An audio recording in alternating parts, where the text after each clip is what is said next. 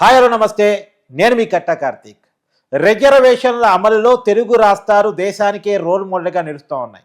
ఇప్పటికే ఎస్సీ వర్గీకరణ అమలు చేయబోతున్నట్టు ఇటు తెలంగాణ ప్రభుత్వం కానీ అటు ఆంధ్రప్రదేశ్ ప్రభుత్వం కానీ ప్రకటించేశాయి.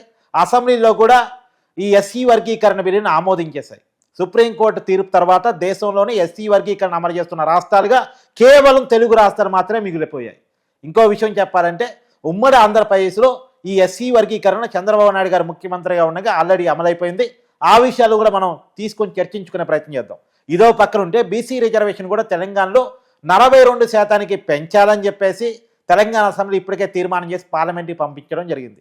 కాబట్టి ఈ తెలుగు రాష్ట్రాల్లో అమలు కాబోతున్న రిజర్వేషన్లు, అమలు కావాలనుకుంటున్న బీసీ రిజర్వేషన్లు నిజంగా బడుగు బలహీన వర్గాల అభ్యున్నతికి తోడ్పడే అవకాశం ఉందా? వాళ్ళకి ఏ మేరకు ఉపయోగపడే అవకాశం ఉంది? ఒక పక్కన ప్రభుత్వ రంగం కుదేలైపోయి మొత్తం ప్రైవేట్ రంగం వైపు వెళుతున్న సమయంలో, ప్రభుత్వ అవకాశాలు దాదాపుగా కనుమరుగవుతున్న సమయంలో ఈ రిజర్వేషన్ సిస్టమ్ వల్ల ఎవరికి బెనిఫిట్ అయ్యే అవకాశం ఉంది? నిజంగా బడుగు బలహీన వర్గాలకి ఇది మంచి చేకూర్చే అవకాశం ఉందా? కేవలం ఒక రాజకీయ క్రీడ, ఓట్ బ్యాంక్ క్రీడగా మారిపోయే అవకాశం ఉందా? ఈ విషయాలన్నీ చర్చించుకునే ప్రయత్నం చేద్దాం. మనతో ఉన్నారు సీనియర్ జర్నలిస్ట్ భరత్ గారు. సార్ నమస్కారం. నమస్తే సార్. ఒకేపు ఏమో ప్రభుత్వ రంగం తగ్గిపోతుంది. సహజంగా రిజర్వేషన్ ఎందుకు అంటే ఉద్యోగ అవకాశాల కోసం. కానీ ఆ ఉద్యోగ అవకాశాలు ప్రభుత్వ రంగంలో తగ్గిపోతుంది. ఎందుకంటే ఓన్లీ ప్రభుత్వ రంగంలోనే రిజర్వేషన్లు ఉన్నాయి, ప్రైవేట్ రంగంలో లేవు. ఉండాలని డిమాండ్ ఉంది కానీ లేవు, ఓన్లీ ప్రభుత్వ రంగంలోనే ఉంది. నవరత్నాలతో సహా దాదాపు మన వైజాగ్ స్టీల్ ప్లాంట్ కూడా ప్రైవేట్గానే కాబోతుంది అనేటువంటిది కేంద్రం చెప్తున్నమాట. ఆగిద్దా అవుద్దా చూద్దాం. కానీ మొత్తం ప్రభుత్వ రంగమే ప్రైవేట్ రంగం అయిపోతున్న తర్వాత, ప్రభుత్వ ఉద్యోగాలు లేకుండా మొత్తం కాంట్రాక్ట్ బేస్ అవుట్ సోర్సింగ్ అయిపోతున్న తర్వాత ఇంకా రిజర్వేషన్ పెంపు వల్ల కానీ ఎస్సీ వర్గీకరణ వల్ల కానీ అసలు దక్కాల్సిన వాళ్ళకి అవకాశాలు దక్కబోతున్నాయా? ఇది కేవలం రాజకీయ క్రీడ అనుకోవచ్చా?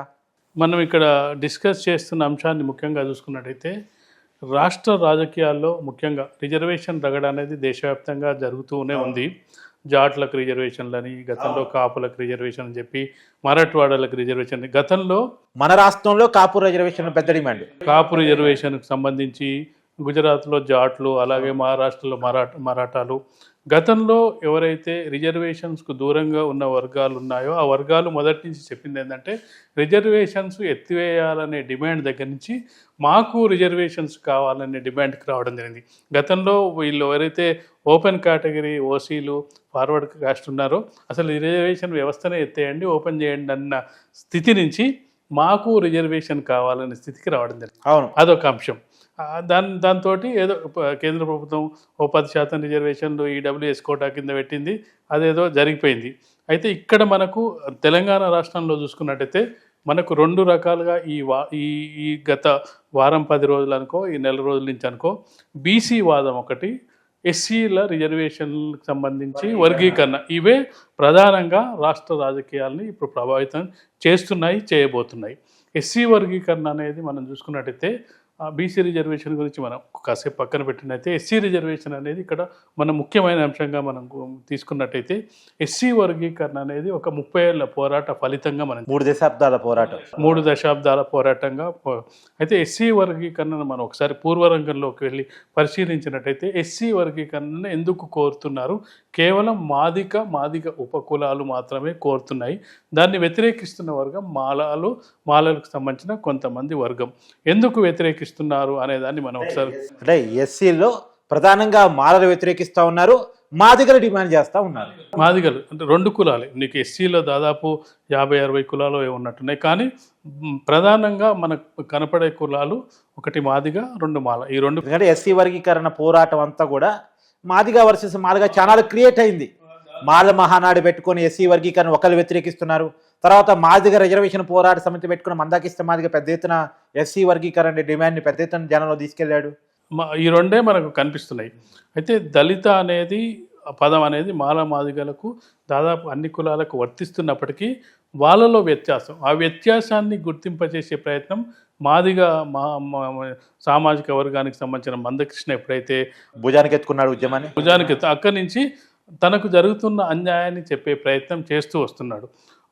వాళ్ళ వాదన ఏంటంటే, మాదిగ సోదరుల వాదన ఏంటంటే, మాది ఎక్కువ జనాభా ఉంది, ఉన్న రిజర్వేషన్లలో కేటగిరీ లేకపోవడం వల్ల మాలలు సామాజికంగా రాజకీయ పరంగా మొదటి నుంచి కూడా మాకంటే ఎత్తులో ఉన్నారు.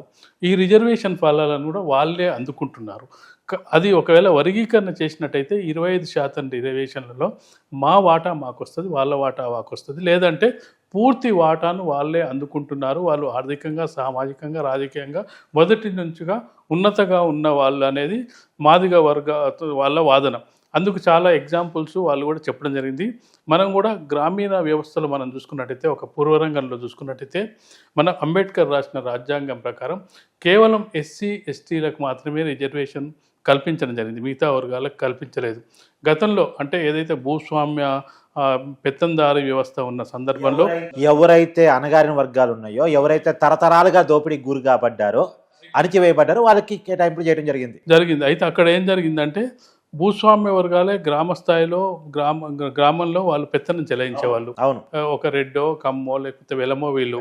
అయితే ఈ రిజర్వేషన్స్ బీసీలకు లేకపోవడంతో ఎవరికైతే కొన్ని సందర్భాల్లో ఒక సర్పంచ్ వచ్చిందంటే ఎస్సీకి వచ్చేది. ఎస్సీకి వస్తే ఆ ఎస్సీ ఎవరంటే మాల సామాజిక వర్గానికి చెందిన వాళ్ళే ఆ రెడ్డితోటో, లేకపోతే ఆ కమ్మతోటో, లేకపోతే ఈ బ్రాహ్మణులతో, వీళ్ళతోటి వాళ్ళు అసోసియేట్ అయి ఉండేది. దానికి కారణం ఏంటంటే, మొదటి నుంచి కూడా మాల సామాజిక వర్గానికి సంబంధించిన వాళ్ళు భూములు ఉన్నాయి, కొంత ఆస్తులు ఉన్నాయి. రెడ్డిస్తో సమానంగా అంటే మన తెలంగాణలో కానీ మన దగ్గర ఉన్న సామాజిక వర్గాల పరంగా వాళ్ళతోని కొంత అసోసియేట్ అయ్యే కల్చర్ వాళ్ళకు ఉంది. దాంతో ఏమవుతుంది అంటే, ఎప్పుడైతే ఓసీ కాకుండా అది ఎస్సీ రిజర్వేషన్ అవుతుందో, తనకు నచ్చిన ఒక మాల సామాజిక వర్గానికి సంబంధించిన వాళ్ళని రాజకీయంగా ఎదిగించే ప్రయత్నం చేసేది. ఆ ప్రయత్నంలో భాగంగా మనకు రాష్ట్ర రాజకీయాల్లో చూసుకుంటే ఒక వెంకటస్వామి కుటుంబం కానీ, ఈ కుటుంబాలన్నీ కూడా ఆ విధంగా వచ్చినవి. ఇప్పుడు చాలా వరకు వాళ్ళు ఏంటంటే, రాజకీయంగా కూడా ఎస్సీకి సంబంధించిన కాన్స్టిట్యున్సీలు ఉంటే ఎక్కువ శాతం అది ఎవరు పొందుతున్నారంటే మాల సామాజిక వర్గం వాళ్ళే పొందుతున్నారు. మా సామాజిక వర్గం వాళ్ళు పొందడం లేదు. మేము పేరుకు దళితులం అయినప్పటికీ మేము వాళ్ళు కలిసి దళితుల్లో కూడా మళ్ళీ వివక్ష. మా ఇంట్లో పిల్లల్ని వాళ్ళు చేసుకోరు, వాళ్ళ పోరాటం. మా ఇంట్లో పిల్లల్ని వాళ్ళు చేసుకోరు, వాళ్ళ ఇంట్లో మమ్మల్ని అసలు దగ్గరికి కూడా రానివ్వరు అనేది వాళ్ళ వాదన. అది కొంతవరకు గ్రామాల్లోనే కరెక్ట్గా. ఎప్పుడైతే వాళ్ళు మందకృష్ణ మాదిగా 30 ఏళ్ల క్రితం ఈ ఉద్యమాన్ని చేపట్టాడో, అప్పటి నుంచి వాళ్ళలో ఉన్న అన్యాయాన్ని, వాళ్ళకి జరుగుతున్న నష్టాన్ని చెప్పే ప్రయత్నం చేశాడు. ఆ ప్రయత్నంలో భాగంగా చంద్రబాబు నాయుడు ఉమ్మడి రాష్ట్రంలో ముఖ్యమంత్రిగా ఉన్న సమయంలో ఈ వివక్షను గుర్తించిన చంద్రబాబు నాయుడు మొదటిసారిగా, అంటే దేశంలో ఎక్కడ లేని విధంగా, అసలు ఎస్సీ వర్గీకరణ ఎక్కడా లేని విధంగా చంద్రబాబు నాయుడు దాన్ని తీసుకురావడం జరిగింది. అంటే చాలా మందికి తెలియని విషయం ఏంటంటే, ఎస్సీ వర్గీకరణ అనేది ఇప్పుడు అమలు అవుతుంది అనుకుంటున్నారు, కానీ ఈ దేశంలోనే మొట్టమొదటిసారిగా ఉమ్మడి ఆంధ్రప్రదేశ్లో చంద్రబాబు నాయుడు గారు ముఖ్యమంత్రిగా ఉండగా ఎస్సీ వర్గీకరణ ఆల్రెడీ అమలైంది అన్న విషయం ఇప్పుడు మీరు చెప్పబోతున్నారు. మూడు సంవత్సరాలు అమల్లో ఉంది. ABCD వర్గీకరణగా అమలు చేయడం జరిగింది. ఆ వర్గీకరణ సందర్భంగా వాళ్ళు పొందిన ఫలాలు కూడా వాళ్ళు చూపించేదంటే, మాదిగ సామాజిక వర్గానికి సంబంధించిన వాళ్ళు చెప్పే ప్రయత్నం ఏంటంటే, మేము దేశ స్వాతంత్రం వచ్చి 60 ఏళ్ళు అవుతున్నప్పటికీ, 60-70 ఏళ్ళు అవుతున్నప్పటికీ ఎంతమంది మాకు ప్రభుత్వ ఉద్యోగాల్లో లేదంటే ఉద్యోగ అవకాశాల్లో వచ్చినాయో, ఈ 3 ఏళ్ల కాలంలోనే మాకు అన్ని, అంటే ఈ 3 ఏళ్ల కాలంలో అంతమందిని పొందగలిగాం. ఈ వర్గీకరణ వల్ల మాకు ఇంత లాభం జరిగింది అని చెప్పే ప్రయత్నం చేశారు. అది జరిగింది కూడా వాస్తవం.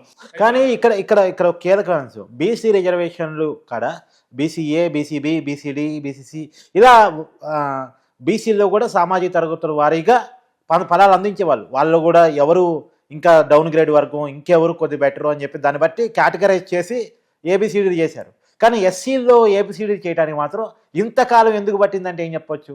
అంటే ఎస్సీలను, అంటే ప్రభుత్వం దేశవ్యాప్తంగా ఎస్సీలను ఒక వర్గంగా, దళితులుగా గుర్తించడం జరిగింది. ఆ గుర్తించిన సందర్భంలో కొన్ని చోట్ల మన రాష్ట్రం లాంటి సందర్భంలో వేరే రాష్ట్రంలో లేకపోవడం, దళితులందరూ కూడా ఒకటే అని చెప్పి ఇప్పటికి కూడా చాలా కాలం పాటు ఏదైతే ఇక్కడ చంద్రబాబు చేసిన దాన్ని రాష్ట్ర అసెంబ్లీ చేస్తే చెల్లదు అని చెప్పి సుప్రీంకోర్టు తీర్పు చేయడం జరిగింది. సుప్రీంకోర్టు దాన్ని కొట్టేయడం జరిగింది. దాని తర్వాత ఉషా మెహ్రా కమిటీ అని చెప్పి చాలా కమిటీలు పనిచేయడం జరిగింది. చివరికి సుప్రీంకోర్టులో కేసు రావడం జరిగింది. ఇది భారత పార్లమెంట్ ద్వారా కాకుండా సుప్రీంకోర్టే వీళ్ళకి రిజర్వేషన్ ఇవ్వడం సబబే అని చెప్పి, వర్గీకరణ సబబే అని చెప్పడం జరిగింది. అయితే బీసీలో ఉన్నప్పుడు ఏంటంటే, బీసీ వర్గీకరణ మీరు అడుగుతున్న దాని ప్రకారం బీసీలో కూడా కొంతవరకు బీసీల్లో ఈ కేంద్ర ప్రభుత్వం వచ్చిన తర్వాత ఎంబీసీలను పెట్టడం జరిగింది. ఎంబీసీల కంటే ముందు కూడా సార్ BCA, BCB, BCA అలా కూడా వర్గీకరణ ఏంటంటే, బీసీబీ అంటే కొంచెం ఎదిగిన వాళ్ళు, అంటే అంటే దాన్ని categorize చేశారు ఓసీ వాళ్ళకు కొంచెం దగ్గరగా ఉన్న వర్గం. తర్వాత అంటే దాన్ని అట్లా డివైడ్ చేసుకుంటూ రావడం జరిగింది.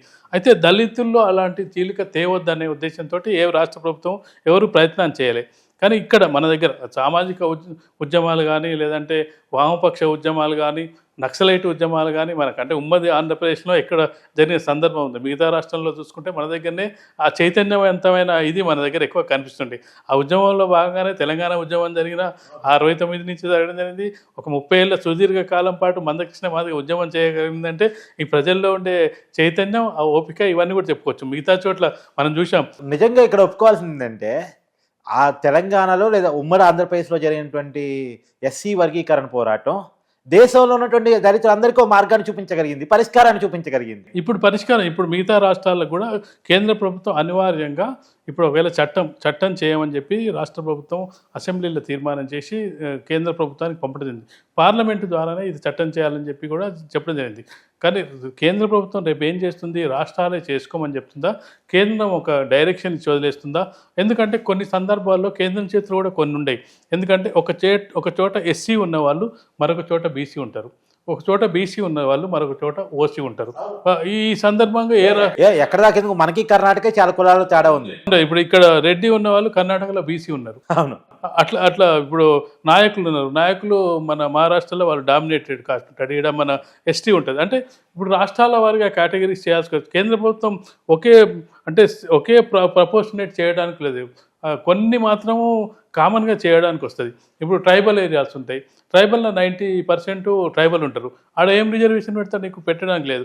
ఉత్తరాఖండ్ లాంటి ప్రాంతం ఉంది, ఉత్తరాఖండ్ దాంట్లో 90% ఓసీలు ఉన్నారు. 90% ఓసీలు ఉన్న దగ్గర నీకు బీసీ రిజర్వేషన్ లేదంటే ఎస్సీ రిజర్వేషన్ అమలు చేసినా కదా దానికి అక్కడ నీకు అమలు కాదు కదా. కాబట్టి రాష్ట్రాలకు కేంద్ర ప్రభుత్వం రేపు ఈ చట్టాన్ని చేస్తూ ఇది రాష్ట్ర అసెంబ్లీలు రాష్ట్రాలు బీసీ రిజర్వేషన్ అయినా ఎస్సీ రిజర్వేషన్ మీ జనాభా ఆధారంగా, మీ పరిస్థితులకు ఆధారంగా, మీ దగ్గర ఎస్సీలు ఎవరు అనేది గుర్తించిన ఆధారంగా చేసుకోమని చెప్తుందా, లేకపోతే కామన్గా ఒక దాన్ని తీసుకొస్తుందా అనేది రేపు పార్లమెంటులో చర్చ సందర్భంగా వచ్చే సందర్భం ఉంది. కాకపోతే మిగతా రాష్ట్రాల నుంచి ఇప్పటివరకు అయితే డిమాండ్ రాలేదు. రేపు పార్లమెంట్లో ఎస్సీ వర్గీకరణ అమలైన రాష్ట్రాలుగా మన తెలుగు రాష్ట్రాలు మిగలబోతున్నాయి. నిజంగా కూడా ఫస్ట్ సుప్రీంకోర్టు తీర్పు వచ్చిందో లేదో మన తెలుగు రాష్ట్రాలు అమల్లోకి వచ్చేసింది. పోరాడింది కూడా తెలుగు రాష్ట్రాలే, పోరాటం జరిగింది ఇక్కడే, అమల్లోకి వచ్చింది ఇక్కడే, దాన్ని ఫలితం పొందింది ఈ రాష్ట్రమే, దానికోసం సుదీర్ఘకాలం పోరాడింది ఈ రాష్ట్రమే. మిగతా రాష్ట్రాల వాళ్ళు ఆపడానికి ప్రయత్నాలు తక్కువ చేసినప్పటికీ మన రాష్ట్రం మాలలో ఎక్కువ మంది ఇన్ఫ్లుయెన్స్ ఆపారనే ఒక విమర్శ కూడా ఆ మాల సోదరుల మీద మాదిగ సోదరులు చేస్తున్న అంశాన్ని కూడా మనం చూడొచ్చు. చాలా కాలం పాటు మా రిజర్వేషన్స్ ఆపింది కూడా ఇన్ఫ్లుయెన్స్ చేశారు. వీళ్ళంతా ఇన్ఫ్లుయెన్స్డ్ వర్గాలని కూడా మాదిగ చాలా ఆరోపణలు చేశారు. అవి ఎంతవరకు నిజమని మనం దానికి ఏం సర్టిఫికెట్ ఇవ్వట్లేదు. కానీ కాకపోతే ఈ ఆరోపణలు అవుతున్నాయి. వాళ్ళు ఇన్ఫ్లుయెన్స్ చేయగలుగుతారు, వాళ్ళకు రాజకీయంగా, సామాజికంగా, ఆర్థికంగా వాళ్ళకు కొంత బలమైన గ్రూపులు ఉన్నాయి, బలమైన శక్తులు ఉన్నాయి, బలమైన వర్గాలతో వీళ్ళకి సాన్నిహిత్యం ఉందనే అభిప్రాయం ఉంది. ఆ అభిప్రాయం ప్రకారం ఆపగలిగారు అనేది కూడా ఉషా మెహ్రా కమిటీని కూడా వీళ్ళు బయటికి రానివ్వలేదు అనేది కూడా మందకృష్ణ ఆరోపణ. అవును, ఆ కమిటీ సిఫార్సులు బయటకు రాలేదు అనేటువంటి. సరే, ఇంకొక మాట కూడా, సరే ఎస్సీ వర్గీకరణ విషయంలో జరిగినటువంటి చరిత్ర ఈ రకంగా ఉంది. ఒక బీసీ రిజర్వేషన్ చర్చకు వచ్చినప్పుడు కూడా బీసీ రిజర్వేషన్ 42% పెంపు జరగాలని చెప్పి తెలంగాణలో ఆల్రెడీ అసెంబ్లీలో తీర్మానం చేశారు, కేంద్రాన్ని పంపించారు. ప్రధానమంత్రిని అఖిలపక్షంతో కలుస్తానని ముఖ్యమంత్రి రేవంత్ రెడ్డి గారు ప్రకటించారు. అంటే దీంట్లో కూడా బీసీ రిజర్వేషన్ 42% తీసుకురావడం కూడా ఒక విప్లవాత్మకమైన మార్పుగా చెప్పుకోవాల్సిన అవసరం లేదు. ఒక రకంగా చూసినప్పుడు దేశంలో ఎక్కడా లేదు కదా. బీసీ అనేది విప్లవాత్మకమైన మార్పు అని చెప్పచ్చు. ఎందుకంటే గతంలో మనం స్వాతంత్రం వచ్చినప్పటి నుంచి బీసీలకు రిజర్వేషన్ లేదు. వీపీసీ కాలం అప్పుడే 27% రిజర్వేషన్ ప్రారంభం చేద్దాం మండల్ కమిషన్ ఆధారంగా అన్నప్పుడు అప్పుడు దేశవ్యాప్తంగా యాంటీ రిజర్వేషన్ ఉద్యమం రావడం జరిగింది. దాని తర్వాత పివి నరసింహారావు వచ్చిన తర్వాత అది కొంత సర్దుమణిగి 27% దేశవ్యాప్తంగా రిజర్వేషన్ బీసీలకు అమలు చేయడం జరుగుతుంది దేశవ్యాప్తంగా.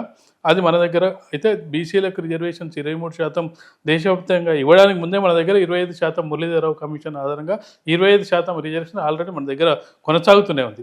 అప్పుడు కూడా మన దగ్గర జరిగింది. అయితే మిగతా రాష్ట్రాల్లో బీసీ ఉద్యమం ఏంటంటే రామ్ మనోహర్ లోహియా ఆదర్శంతో దాదాపు బీసీలే డామినేషన్ చేసే స్థితికి రావడం జరిగింది. ఒక ఉత్తరప్రదేశ్ అనుకో, ఒక బీహార్ అనుకో, ఇట్లాంటి రాష్ట్రాల్లో బీసీ ముఖ్యమంత్రి ములాయం సింగ్ యాదవ్, లాలూ ప్రసాద్ ఇదంతా ఎప్పటి నుంచో ఆ విప్లవాత్మకంగా రాజకీయాల్లో వాళ్ళు ఎంటర్ అవ్వడం జరిగింది. ఆ జనతా ప్రయోగంతో యాంటీ ఇందిరా గాంధీ కొన్ని వర్గాలకే సంబంధించిన రాజకీయం అందరికీ. అయితే కూడా సార్ ఎన్టీఆర్ తీసుకొచ్చిన మార్పుల కారణంగా, టీడీపీ తీసుకొచ్చిన విప్లవాత్మక మార్పుల కారణంగా తెలుగు రాష్ట్రాల్లో కూడా బీసీలు పెద్ద ఎత్తున రాజకీయాల్లోకి వచ్చి ఎదిగారు. ఖచ్చితంగా అసలు బీసీలు ఈరోజు రాజకీయంగా ఇది మాట్లాడగలుగుతున్నారంటే ఎన్టీ రామారావు తీసుకొచ్చిన విప్లవాత్మకమైన మార్పే అనుకోవచ్చు. ఎందుకంటే రాజకీయాలని ఎన్టీ రామారావు గ్రామ స్థాయికి తీసుకెళ్ళగలిగాడు, సామాన్య మానవుని దగ్గరికి తీసుకెళ్ళగలిగాడు. ఒక బీసీలోనే కాదు, రాజకీయం అంటే అదేదో అతీతమైంది అనేది ఒక అభిప్రాయం నుంచి రాజకీయం అంటే సామాన్యుడు కూడా చేయగలడు అనే అభిప్రాయం తీసుకొచ్చింది ఎన్టీ రామారావు. అందులో బీసీలు ఉండొచ్చు, ఎస్సీలు ఉండొచ్చు, ఓసీలు ఉండొచ్చు, అతి సామాన్యుని దగ్గరికి మాత్రం చేర్చింది ఎన్టీ రామారావు రాజకీయాల్ని. అందులో ఎక్కువ మంది బీసీలు అందులో లబ్ధి పొందారు. గతంలో బీసీలు ఎవరు కూడా రాజకీయాల్లో తక్కువ ఉన్న సందర్భంలో బీసీలు పెద్ద ఎత్తున మొబిలైజ్ అవ్వడం జరిగింది. రాజకీయాల్లో కూడా ఇప్పటికి కూడా తెలుగుదేశం పార్టీ అంటే బీసీ పార్టీ అనే ఎందుకు వచ్చిందంటే ఎక్కువ మంది బీసీలు. ఎందుకంటే అక్కడ మొదట్లో మనం చూసుకున్నట్టయితే ఉమ్మడి ఆంధ్రప్రదేశ్లో కానీ గతంలో కానీ కాంగ్రెస్ పార్టీ వెంట ఉన్న వాళ్ళు అంటే దళితులు, మైనార్టీలు, అగ్రవర్ణాల వాళ్ళు కాంగ్రెస్ పార్టీ వెంట ఉండేవాళ్ళు. బీసీలు ఎక్కడ ఉండే వాళ్ళకి అర్థం కాని పరిస్థితి. ఎప్పుడైతే టీడీపీ పార్టీ వచ్చిందో వాళ్ళు తెలుగుదేశం పార్టీని ఓన్ చేసుకోవడం ప్రారంభించారు. ఆ ఓన్ చేసుకునే లీడర్స్ కూడా చూడండి, దేవేంద్ర గౌడ్ నెంబర్ 2 గా ఉండేవాడు ఆ పార్టీలో, బీసీ. తలసాని శ్రీనివాస్ యాదవ్ ఇప్పటికి హైదరాబాద్ లీడర్, కృష్ణ యాదవ్, వీళ్ళంతా కృష్ణ యాదవ్, చాలా గంగుల కమరాకరు, రమణ, వీళ్ళందరూ రమణ. ఆంధ్రాలోకి వస్తే అచ్చయ్య నాయుడు, అయ్యన్న పాత్రుడు, యనమల రామకృష్ణుడు, ఆ జనరేషన్ అందరు దాదాపు వాళ్ళు బీసీ లీడర్స్ చాలా మంది. ఎన్టీ రామారావు వచ్చిన తర్వాత వచ్చిన బీసీ లీడర్లు ఇప్పటికి కూడా వాళ్ళు కొనసాగుతున్నారు, వాళ్ళ వారసత్వాన్ని కొనసాగిస్తున్నారు. వాళ్ళు ఒక రామ్మోహన్ నాయుడు కేంద్ర మంత్రిగా ఉన్నాడు, యనమల రామకృష్ణ సార్ ఇప్పుడు రిటైర్ అవుతున్నప్పటికీ మొత్తానికి దాదాపు 20 ఏళ్ళు ఇప్పటికి ఎన్టీ రామారావుకు, చంద్రబాబు నాయుడుకు మొన్నటి వరకు యాక్టివ్ పాలిటిక్స్ లోనే ఉండడం జరిగింది. తన ఇన్ఫ్లుయెన్స్ ను, తన ముద్రను చూపించడం జరిగింది. తెలుగుదేశం పార్టీ ద్వారా ఎవరైతే బీసీలు రాజకీయ నాయకత్వాన్ని చేపట్టడం జరిగింది వాళ్ళంతా వాళ్ళ ముద్రను కాపాడుకోగలిగారు, వాళ్ళ ముద్రను చూపించుకోగలిగారు. టీడీపీ అంటేనే బీసీల పార్టీగా వాళ్ళకు ఒక ముద్ర వేయించుకోగలిగారు. కాబట్టి బీసీ ఉద్యమం అక్కడ స్టార్ట్ అయింది. బీసీలకు ఒక రాజకీయ చైతన్యం, ఒక రాజకీయ వేదిక, గ్రామ స్థాయిలో వాళ్ళ లీడర్లను తయారు చేసుకోవడం అనేది అక్కడ స్టార్ట్ అయింది. దళితులు కూడా సార్, బాలయోగి ఎలా లోక్సభ స్పీకర్ కాగలిగాడు, ప్రతిభా భారతి ఎలా కాగలిగాడు అంటే అదే సామాన్యుడు రాజకీయాల్లోకి రాగలిగారు, సామాన్యులు మంత్రులు కాగలిగారు, సామాన్యులు ఎమ్మెల్యేలు కాగలిగారు, సామాన్యులు కేంద్ర స్థాయికి వెళ్ళగలిగారంటే అక్కడ రాజకీయ చైతన్యం అక్కడ ప్రారంభమైంది. అవును, ఇప్పటికీ మనకు కనబడుతుంది కదా సార్, కడియం శ్రీహరి, తర్వాత మోత్కుపల్లి. నీకు ఇంతెందుకు, ఇప్పుడు మనము అగ్రవర్ణాల్లో చూసిన మాధవరెడ్డి కానీ జానారెడ్డి కూడా వీళ్ళు అతి సాధారణ సర్పంచ్ స్థాయి, లేదంటే జానారెడ్డి ఏదో హాస్టల్ వార్డెను, టీచర్గా పనిచేస్తున్న వాళ్ళని కూడా ఎన్టీ రామారావు పైకి తీసుకురావాలని. అంటే రాజకీయాలంటే ఏదో పెద్దవాళ్ళు చాలా అతీతమైందని కాకుండా సామాన్యులు కూడా చేయొచ్చు అనే స్థితికి ఎన్టీ రామారావు తీసుకురాగలిగాడు. అందులో బీసీలు దాన్ని ముందుండి నడిపించగలిగారు. అయితే ఆ బీసీ ఉద్యమం అనేది మధ్యలో కొంతవరకు బ్రేక్ అయినప్పటికీ ఇప్పుడు మళ్ళీ ఆ బీసీ ఉద్యమానికి ఇప్పుడు మళ్ళీ ఒకసారి ఊపొచ్చింది. ఆ క్రమంలో మాకు 42% వాటా కావాలని అడిగే పరిస్థితికి వచ్చింది. అందులో భాగంగా బీసీ జనాభా లెక్కలు అడగడం జరిగింది. బీసీ జనాభా లెక్కల్లో తప్పులున్నాయా ఒప్పులున్నాయా అని ఎవరు ఒప్పుకుంటే 50% బీసీ జనాభా ఉంటుంది అనేది అది నార్మల్గా చెప్పాల్సిన పరిస్థితి. ఎందుకంటే మనం ఏ గ్రామంలో తీసుకున్నా మిగతా వాళ్ళు ఎంతమంది ఉంటారో బీసీల జనాభా అంతే ఉంటుంది. అది సింపుల్, అది ఒక కామన్ సెన్స్ క్వశ్చన్. దానికి పెద్ద లెక్కడు కూడా అవసరం లేదు. కాబట్టి 50% వరకు బీసీ జనాభా, 50% ఉంటారని చెప్పడానికి ఏ లెక్క తీయాల్సిన అవసరం లేదు. దాన్ని 50 ఉంటుంది అనేది ఓవరాల్గా చెప్పొచ్చు. దాన్ని ఎగ్జాక్ట్గా చెప్పాలంటే మనం లెక్కలేసుకోవాలి కానీ చెప్పాలి, కానీ ఓవరాల్గా చెప్పాలంటే 50% జనాభా ఉంటుందని చెప్పచ్చు, ఈజీగా చెప్పేయచ్చు. ఎందుకంటే మన గ్రామాల్లోనే కనిపిస్తుంటారు. ఎందుకంటే బీసీలో దాదాపు 130 కులాలు ఉన్నాయి. 130 కులాల ప్రతి కులం కూడా ఉంటుంది. గ్రామ స్థాయిలో ప్రతి కులం కూడా ప్రతి వాళ్ళ చేతి వృత్తుల వాళ్ళు ఖచ్చితంగా ఉంటారు. కాబట్టి వాళ్ళు రాజకీయాల్లో ఇప్పటివరకు అవకాశాలు రాలేకపోవడానికి కారణం ఏంటంటే నీకు గ్రామ స్థాయి నుంచి నాయకత్వం. మనం ఇప్పుడు ఒకవేళ జనరల్గా మనం ఒక అంశాన్ని ఇస్తే గతంలో బీసీలు ముఖ్యమంత్రులుగా అంటే కాంగ్రెస్ పార్టీలో ఒక కేశవరావు పెద్ద లీడర్ కనపడేది, ఒక డి శ్రీనివాస్ పెద్ద లీడర్ కనపడేది, వీళ్ళందరూ కనపడేది. శివశంకర్ గతంలో కనిపించేది. ఇప్పుడు ఒకవేళ కాంగ్రెస్ పార్టీ బీసీని ముఖ్యమంత్రి చేద్దామంటే అసలు ఎవరు కనిపించే స్థాయి కూడా కనిపించట్లేదు. అదే ఉన్నారు లీడర్గా అది పెద్ద మధు యాస్కి గౌడు, పొన్నం ప్రభాకరు. ఇంకా పొన్నం ప్రభాకర్ ఒకటే కనిపిస్తుంది మనకి. ఇంకా పెద్దగా కాంగ్రెస్ పార్టీలో ఎదిగిన మధు యాసుకుంటే అంటే ఓడిపోయిన సందర్భాన్ని, అంటే ఒక టవరింగ్ పర్సనాలిటీ అనే వాళ్ళు కనిపించిన టవరింగ్ పర్సనాలిటీ ఒక బీసీనే కాదు, అసలు మనం తెలుగు రాష్ట్రాల నుంచే లేరని చెప్పొచ్చు. ఎందుకంటే గతంలో మన పెద్ద పెద్దలు జైపాల్ రెడ్డి కానీ, ఓ సీతారాం యేచూరి కానీ, వెంకయ్య నాయుడు కానీ, ఈ టవరింగ్ పర్సనాలిటీస్ అంతా నార్త్ ఇండియాలో ఢిల్లీలో చక్రం తిప్పిన వాళ్ళందరూ ఇప్పుడు వాళ్ళంతా తెరమరుగు అయిపోయినారు. ఇప్పుడు జైపాల్ రెడ్డి లేడు, సీతారాం యేచూరి లేడు, వెంకయ్య నాయుడు రిటైర్ అయిపోయాడు. అసలు వీళ్ళు ఒక టవరింగ్ పర్సనాలిటీ అంటే సౌత్ ఇండియాలో లేకుండా పోయిన పరిస్థితి మనకు కనిపిస్తుంది. సరే, ఎనీవే ఇప్పుడైతే తెలుగు రాష్ట్రాలు బీసీ రిజర్వేషన్ కానీ అటు ఎస్సీ వర్గీకరణ చేయడం కానీ ముందుకెళ్ళి ఒక రోల్ మోడల్గా దేశానికే రిజర్వేషన్లో ఒక రోల్ మోడల్గా మాత్రం నిలుస్తున్నాయని చెప్తారు. తెలుగు రాష్ట్రాల నుంచి ఇదొక సాంప్రదాయంగా కొనసాగి మిగతా రాష్ట్రాలకు ఆదర్శంగా నిలబడి మిగతా రాష్ట్రాల వాళ్ళు కూడా దీన్ని ఆదర్శంగా తీసుకొని వాళ్ళకి జరగాల్సిన న్యాయం జరిగితే తెలుగు రాష్ట్రాలు ఆదర్శంగా నిలిచే అవకాశం కనిపిస్తుందని చెప్పచ్చు. Thank you sir. Thank you.